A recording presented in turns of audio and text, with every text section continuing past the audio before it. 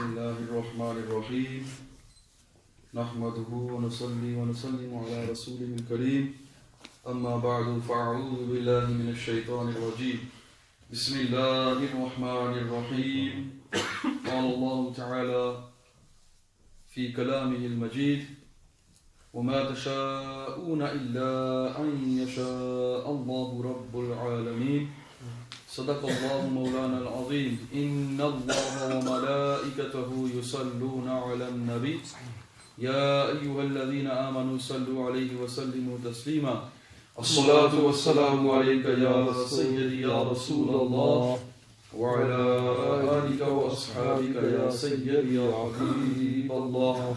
All praise, honor, glory belongs to Allah Azza wa Jal. Endless peace, blessings, salutations upon our Master Sayyiduna Rasulullah Sallallahu Alaihi wa alihi wa sahbihi wa sallam, upon his noble companions, his pure wives, his esteemed household. Allah Jalla wa Ala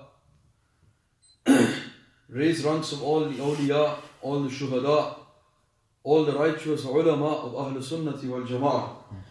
And Allah Azza wa Jal give us tawfiq to follow in the footsteps of his beloved Habib Sallallahu Alaihi Wasallam. In the past weeks, we have been speaking on basic issues of creed in relation to Allah Azza wa Jal, His essence, His attributes, His actions, speaking about the angels, the existence of jinns, which is all necessary. Anyone denying any of these things becomes a kafir outside the fold of Islam.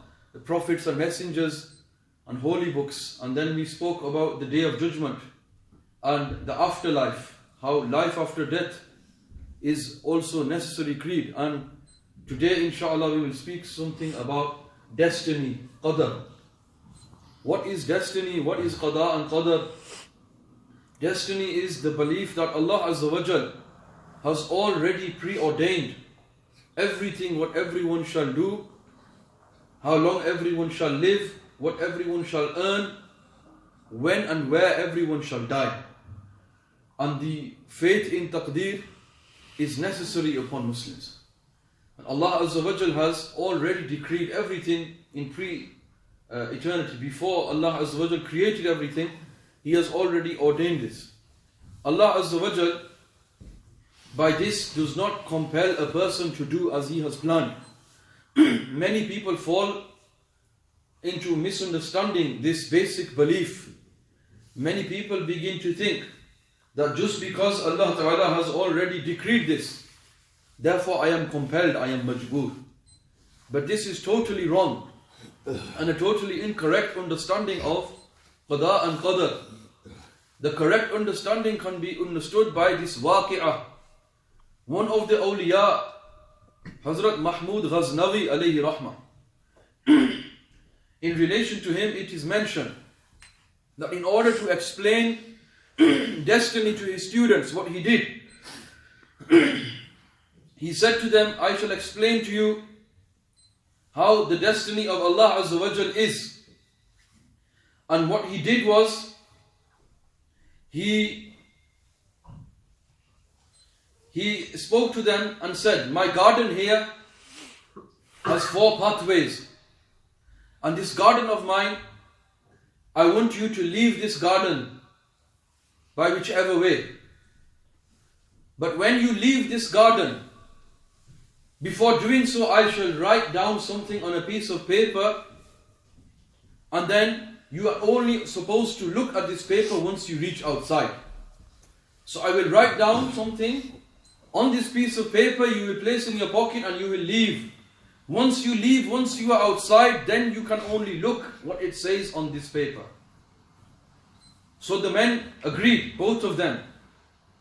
And when Hazrat Mahmud Ghaznavi alayhi rahmah, he wrote on this paper, he wrote what they would do. He was blessed with ilm ladunni, he was blessed with the knowledge of what they will do by Allah Azza wa Jal. He was one of the awliya. Subhanallah. Awliya Allah, the friends of Allah. In some cases, Allah Azza wa Jal does bless them with foresight, and they are able to know past and future events. It's not necessary, but it is possible, and it does happen. So he was blessed with foresight, and he knew the course of action that they will take. So he wrote this on a piece of paper. And he told them, close this piece of paper, place it in your pocket and leave the garden. So they did. And as they left the garden, instead of leaving from one of the 4 pathways, they climbed over the western wall and left the garden from that direction, thinking that the Shaykh would not know. But when they reached outside, then they took out that piece of paper that the Shaykh gave them. And when they read on it, what did it say? It stated that you shall leave the garden by climbing the western wall. This is what he had written on the piece of paper. So when he had written this, what it means is that he had already written the course of action that they are going to take. How did he know? Allah Ta'ala blessed him with this knowledge through karamat, through miracle. But does this mean that they were forced to climb over the western wall and leave the garden in that direction? Were they forced to do so? No. They had complete and free will. They did so according to their own choice. Okay, they had the option of leaving from one of the pathways. They had the option of climbing over a wall. They had the option of leaving the garden, whichever way they seemed to choose. So he only simply wrote the path of action, the course of action that they are going to take. This does not mean that they were forced to do so. In the same way, Allah Azza wa Jal has already decreed the course of action that I am going to take, that you are going to take, that everyone is going to take once they come to this world. And Allah Azza wa Jal, in His eternal knowledge, in His perfect knowledge, in accordance to that, He has had it written on Lawh-e-Mahfuz with the qalam by His angels and preserved on this preserved tablet on Lawh-e-Mahfuz. So none of this means that an individual is forced or compelled, majbooran. That sometimes people utter nonsensical statements. They say things like, I am bad person anyway, and I've got no choice, I can't be good. It's already written for me. Astaghfirullah. To say things like this is totally foolish and incorrect. There were 2 sects within Islam which deviated on their understanding of taqdeer. 2 sects, major ones, which came in Islam. One of them was known as the Jabriya. The Jabriya sect believed that man was totally forced, Jabr. He had no choice, he had no ikhtiyar, he had no option to do whatever he wished. So the Jabriya sect believed that everything which a person does, he is forced to do this. He has no choice. Allah Azza wa Jal has already written it for him, so he is compelled. One waqia which is mentioned by Maulana Jalaluddin Rumi Rahmatullah alayh. Maulana Rum explains the misguidance of the Jabriya. He says there was one man who belonged to the Jabriya sect. One day he was on his travels. He came across a garden and he felt hungry. So he began to eat the fruits from this garden. As he's eating the fruits from this garden, suddenly the owner appears. And the owner says to him, "What are you doing? These are my fruits, this is my garden. Obviously, this is my property, how dare you?" So the man replies, he says, "Allah Azza wa Jal has already written this fruit for me." Subhanallah. He says, Allah has already written this for me, so I'm eating whatever Allah has destined for me. So when he is doing this, the man says, "Acha," the owner knew a bit of ilm al-kalam as well. He said, "Okay, wait a minute." So he gets his stick and begins to beat this fool. He begins to beat him and thrash him. And he begins to scream and cry for help. When he's crying and screaming, the owner says, "What's the problem?" He says, "Allah Azza wa Jal has also written this beating for you today. So I have no choice, I can't do nothing, I have to beat you up now." So as he's beating him, he's screaming for help and he realizes his mistake. He says, No, I am wrong. So he does tawbah. So subhanallah, he was able to do tawbah. And he was able to understand. And Maulana Rum Rahmatullah alayh, he explains this and then he says that understand that even a dog, when you throw a stone at a dog, the dog will bark at you, the dog will not bark at the stone. Okay? When you throw a stone at a dog, the dog will not bark at the stone, the dog will bark at you. Why? because you are the one who threw the stone. And he says, in the same way, if a dog can even know this, then how foolish are those who begin to think that they are powerless. You are not powerless. Allah Azza wa Jal has given you limbs. Allah Azza wa Jal has given you free will. But Allah knows how you shall use that free will. That is how Allah Ta'ala had predestined actions for us. So everyone understands this clearly, how there is no jabr. On the other hand, there was another sect in Islam which emerged, known as the Qadariyah. And the Qadariyah, on the opposite spectrum, they said that a person is totally free to do whatever he wishes. That he has no compulsion whatsoever, there is nothing, but in fact there is complete freedom to do whatever you wish, however you wish. This sect also deviated from the true teachings of Ahl-us-Sunnah wal Jumu'ah. Imam Azam Abu Hanifa, rahmatullah alayhi, our Imam, was once confronted with someone from the Qadariyah sect.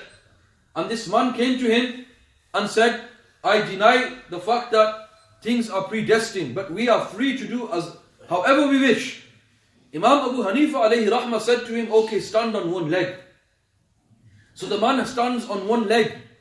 Imam Azam says, now stand without any leg on the ground. Stand without, lift the other leg and stand without any leg on the ground, any foot on the ground. And the man was unable to do so. Imam Azam explained to him that certain things a man has no control over. Certain things happen spontaneously. You have no control. Okay? And there are certain things which you do have a choice. Those things which you have no control over, you will not be judged. For example, the beating of your heart, your pulse, the blinking of your eye, your breathing. Do you have control over these things? No. These things happen automatically, spontaneously. You, for example, touch something hot, spontaneously your hand will leave because it will feel pain. So these actions which are done spontaneously, which a person, a human being, has no volition, no control over, there is no judgment regarding these. Also your lifespan, how long you will live, how much risk you will have. These things are beyond your control.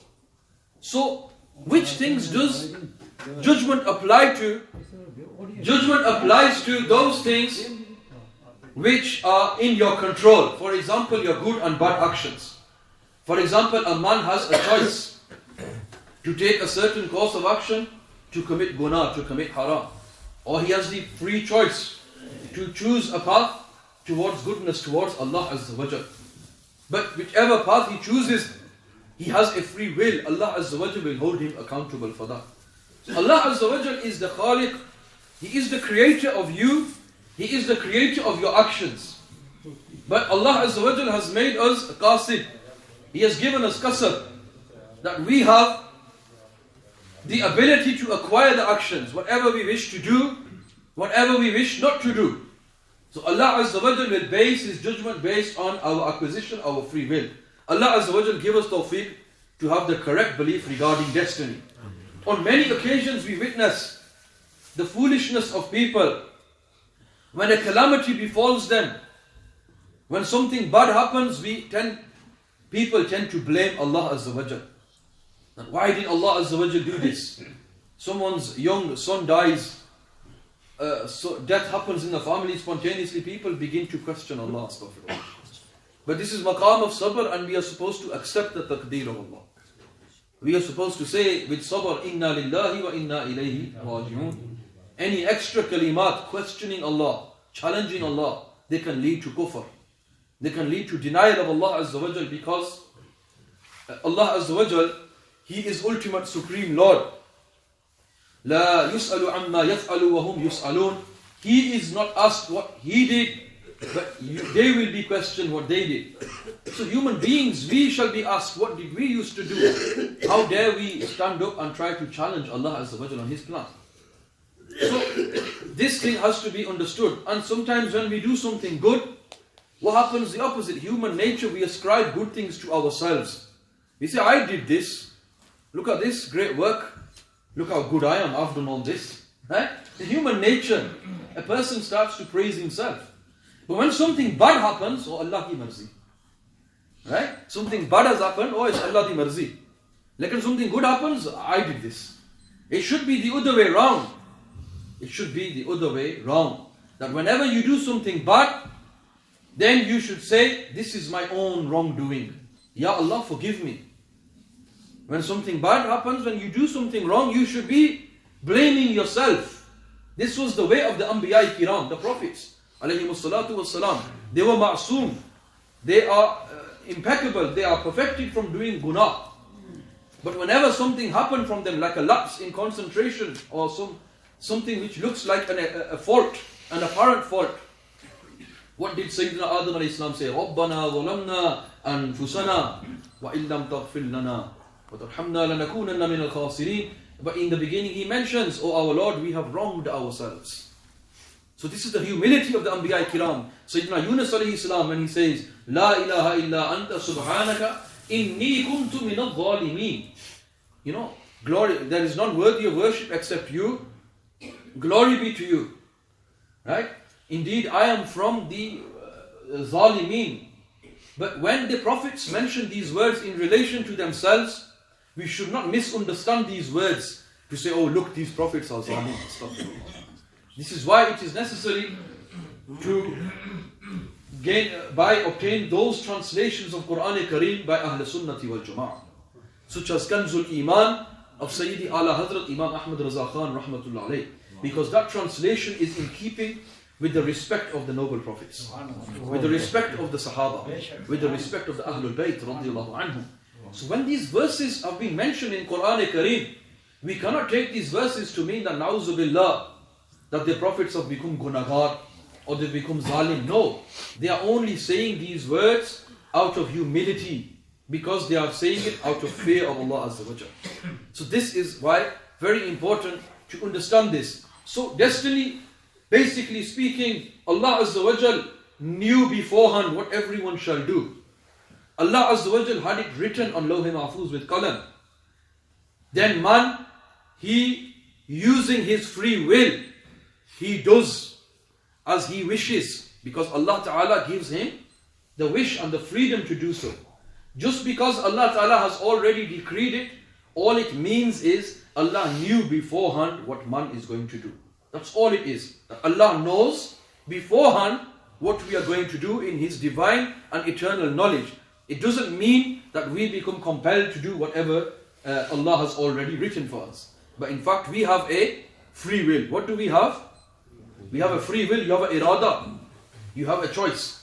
And then ultimately Allah subhanahu wa ta'ala will judge accordingly those who chose good and chose a path of right action out of His mercy, out of His favor. Allah Azza wa Jalla will grant Jannat. And those who out of their will chose a bad path, Allah Tabaraka wa Ta'ala will give them Jahannam, punishment out of His justice. Allah Azza wa Jalla can, out of His favor, He can forgive those people who have got bad deeds, who are sinful, wrongdoers. Allah Ta'ala can forgive them and take them to Jannah.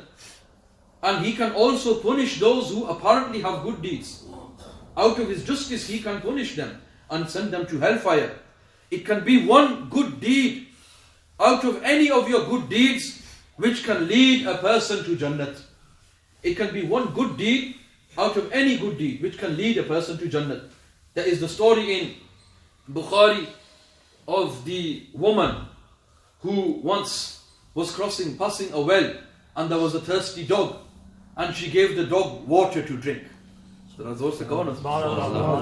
woman who gave the thirsty dog water to drink, and she happened to be a bad woman in her, pesha, her job and whatever she did. She was a prostitute or something of that sort. She was a bad woman. But on that one occasion, what did she do? She gave a thirsty dog water. She gave a thirsty dog water to drink. Allah Azza wa Jal, due to this, Allah Tabaraka wa Ta'ala gave her Jannah. Subhanallah. Even disregarding all of the bad actions. On the other hand, there is another riwayah which mentions that al-imra'atu dakhalat an-nar bil-hurra, that another woman, she was outwardly very pious. She would pray, she would fast, she would give zakat, she would do everything. But what did she do? She would enter hellfire because she was cruel to her cat. Because she starved her cat, she locked the cat up and she didn't give it any food. So Allah Azza wa Jal will send her to hellfire. So you see two contrasting cases. One of someone who is seemingly very pious, but because of one bad action, the grip of Allah Azza wa Jal came upon that individual, and that person was sent to hellfire. And on the other occasion, there is someone who is living a life of wrongdoing, but Allah Azza wa Jal, out of His ultimate mercy, due to just one good action, Allah Azza wa Jal is sending that individual to Jannah. So anything can happen out of one bad action. So this is why the awliya state that we should try to refrain from every guna. Try to avoid every bad action as much as possible, constantly doing tawbah. Because you do not know which guna, which bad action could be the cause of you or me entering Jahannam. And in the same way, every good action, you should strive to perform every good action as much as you can. Strive to perform any good action as much as you can. And you do not know which good action will be the reason for my and your najat in Jannah. So this is why we should not think hakir of any neki or any guna. So we should not think less of any good action nor any bad action, because we do not know which one can lead to our savior, which one can lead to our salvation, which one can lead to our destruction. Allah Tabarak wa Ta'ala give us hope and give us fear of Him as we should. Moving on, we mentioned Iman Mufassal and Iman Mujmal. We went through all the tenets of faith. What also is mentioned in Iman Mujmal is وَقَبِلْتُ جَمِيعَ أَحْكَامِهِ, that I accept all of His orders. I accept all the commands of Allah Azza wa Jal. When we state this, by this we mean everything which has come in the Quran, everything which has come in Sunnah, we accept it. And if we reject any of the orders of Allah, a person will fall outside fold of Islam. A person will fall outside of the fold of Islam if he rejects any of the ahkam. So Allah Azza wa Jal, for example, has made namaz farz, has made zakat farz, roza is farz, hajj is farz. If anyone denies the farziyat of any of these, anyone states that I do not accept that roza is farz, I do not accept namaz is farz, you don't have to do this, that person becomes a kafir. Similarly, if a person says drinking wine is allowed, or he says adultery is allowed, astaghfirullah, you're allowed to steal, you're allowed to commit haram, which is openly declared as haram in Quran, that person leaves the fold of Islam. It is also necessary for a person, when they become baligh, to know these basic tenets of faith, of Iman. Allama Shami mentions in his fatawa, in the chapter on nikah, when he's mentioning about the nikah of kuffar, he says that when a girl reaches puberty, and everyone should pay attention to this, that when she is unaware of basic beliefs of Allah, His attributes, basic aqaid, like Allah, His angels, His books, His messengers, what I have been speaking about in Jumu'ah. If a person is unaware of these, he loses his Islam. The person becomes kafir. If a person does not know basic beliefs of Deen Islam. This is why these are very, very important and farz ayn. Everyone needs to know. If a person does not know regarding the oneness of Allah, regarding Allah Azza wa Jal being different from His creation, regarding the eternal nature of Allah, having no beginning, no ending, regarding Allah Azza wa Jal not needing anyone else, these basic attributes and qualities of Allah Azza wa Jal, if someone is unaware, when they reach the age of puberty, they will leave Islam. The person will become murtad. This is something which is not mentioned, but it is in the books. So we need to reconnect to our basic aqaid and learn these very well, so that we are saved from making such mistakes and grave errors. A child remains in Islam because of their parents. A child is classed as Muslim because the mother and father, they are Muslims. But when a person reaches adulthood, when a person becomes mature, then you have to know and understand the basic creed. Allah Azza wa Jal give us tawfiq to have knowledge of the basic creed. The basic creed which is compulsory in every Muslim. This is taught here every Thursday, free of charge. every Thursday, 6 o'clock in this masjid, there is an open gathering. And these basic tenets of faith are taught in basic forms, in basic terms, and also detail is given where necessary, so that these articles of faith are remembered and understood. And these are compulsory for every Muslim to know. It should not be taken lightly. After knowing the ahkam, وَقَبِلْتُ جَمِيعَ أَحْكَامِهِ, we mention إِقْرَارٌ بِاللِّسَانِ وَتَصْدِيقٌ بِالْقَلْبِ. We say that I say these things with my tongue and I accept them with my heart. This shows, according to the Maturidis, the Hanafis and the Maturidis, we mentioned there are two Imams of Aqidah. Who are the two Imams of Aqidah? Imam Abu al-Hasan Ash'ari and Imam Abu Mansur Maturidi. Rahmatullah alayhima, these are the two Sunni Imams of Aqidah. What does the Maturidi creed mention regarding Aqidah? It says Aqidah consists of two things. Firstly, to say with the tongue, and secondly, to believe with the heart. There are two parts of Iman. There are two parts of Iman, to say it with the tongue and to believe it with your heart. As a result of this, the Maturidiyah mentioned that when a person does good actions, his Iman doesn't increase. And when a person does bad actions, his Iman does not decrease. But in fact, it stays the same. This is also mentioned similarly in Al-Fiqh al-Akbar by Al-Imam al-Azam Abu Hanifa radiyallahu ta'ala anhu, our Imam. Iman does not increase and decrease with good and bad actions, but it stays the same. In essence, Iman is the same. It does not change. However, there is a slight disagreement within Ahl-us-Sunnah, a technical disagreement. Imam Ash'ari and those who follow his way, he mentioned that regarding Iman, it has three elements. He said it is belief with the heart, saying it with the tongue, and also actions of the body. So the Ash'a'ira include actions of the body with Iman. So their opinion is mentioned by Al-Ghazali, mentioned by others of the Ash'a'ira. They say, when a person does good deeds, his Iman increases. And when a person does bad deeds, his Iman decreases. So this is only a difference in wording. It's only a slight technical difference, but both opinions are valid and both opinions are from Ahl-us-Sunnah wal Jama'ah. Another such disagreement between the Ash'aris and the Maturidis is, should you say, Ana mu'minu haqqan, or should you say, Ana mu'minu insha'Allah? That I am a mu'min, certainly, I am definitely a Muslim. Or should a person say, I am a mu'min insha'Allah? The Ash'aris say that a person should say, I am a mu'min insha'Allah. Because only Allah Azza wa Jal knows at the time of death whose Iman will be qabul. But the Maturidiyah say, no. We should instead say, I am a mu'min definitely. I am definitely a mu'min. Why? Because we should believe with full yaqeen. So how do we do tatbiq between the two statements? What we can say is that if we are speaking for now, presently, we can say, I am a mu'min definitely. But if we are speaking regarding the time of death, then I am a mu'min insha'Allah. But both opinions are within Ahl-us-Sunnah wal Jama'ah. They are not opinions which fall outside the pale of Sunni Islam. So these technicalities do not take a person outside of Sunni Islam. What is Sunni Islam?